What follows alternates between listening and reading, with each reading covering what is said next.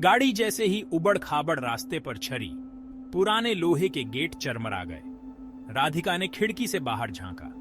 हवेली उनके सामने थी, शाम होने के बावजूद परछाइयों में डूबी हुई। हवा में एक अजीब सी भारीपन थी, जैसे सालों की खामोशी और राज का बोझ लिए हुए।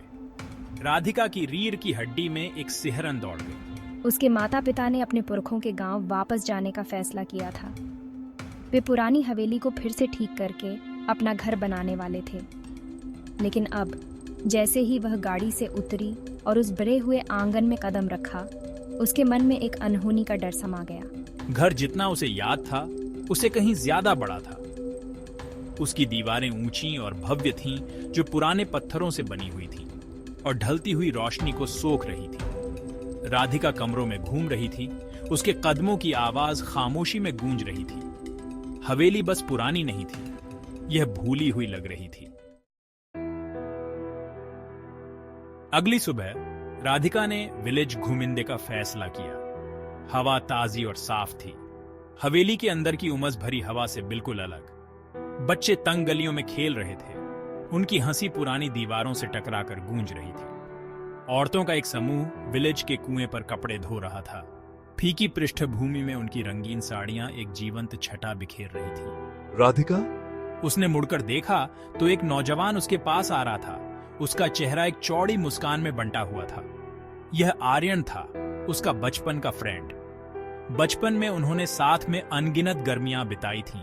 आम के बागों में प्लेइंगा था और शाम के समय जुगनुओं का पीछा किया था। आर्यन की आंखों में उनके बचपन के कारनामों की यादें ताजा हो गईं। उसने उसे विलेज के बारे में बताया, कैसे यह बदल गया था और फिर भी पहले जैसा ही था।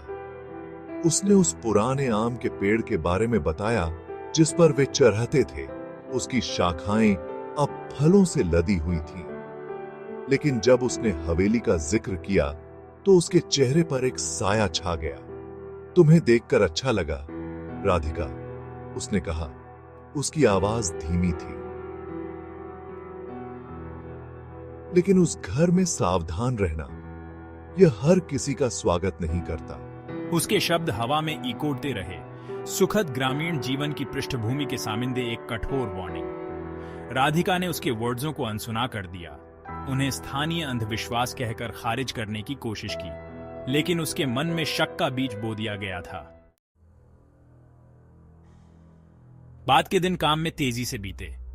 राधिका के माता पिता ने हवेली की सफाई और मरम्मत के लिए स्थानीय मजदूरों को काम पर रखा। एक समय पर खामोश रहने वाले हॉल में हथौड़ों और आरी की आवाज गूंज उठी। फर्नीचर से चादरें हटाई गईं, जिससे फीकी ग्रैंडता का पता चला। घर धीरे धीरे वापस जिंदगी की ओर लौट रहा था। लेकिन जैसे जैसे दिन रात में चेंजते गए, राधिका पर एक अजीब सी बेचैनी हावी होती गई। उसे अजीब सी साउंडें सुनाई देती थीं। जब आसपास कोई नहीं होता था तो फर्श के तख्ते चरमनाइटे थे। कपड़ों की सरसराहट होती थी, मानो कोई परछाइयों में घूम रहा हो।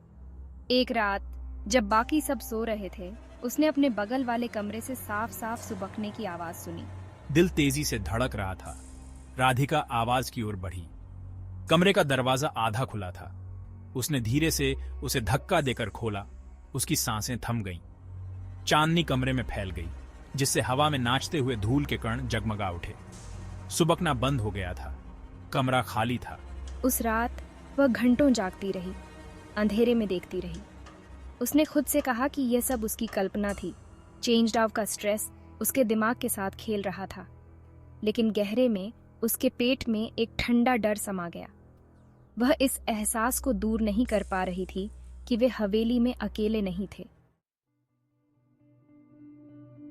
एक शाम राधिका ने अपनी दादी को सब कुछ बताने का फैसला किया। उसकी दादी ने धैर्यपूर्वक उसकी बात सुनी। जब राधिका की बात खत्म हुई तो उसकी दादी ने समझदारी से सिर हिलाया। इस घर की एक कहानी है, राधिका, उसने कहा। एक कहानी जो पीढ़ी दर पीढ़ी सुनाई जाती रही है। वह राधिका को पुरानी लाइब्रेरी में ले गई, जहां धूल भरी किताबें रखी थी। उसकी उंगलियों ने किताबों की रीरह को टटोला और एक खंड पर रुक गईं। किताब एक डायरी थी। उसके पन्ने समय के साथ खराब हो चुके थे। उसकी दादी ने उसे सावधानी से खोला।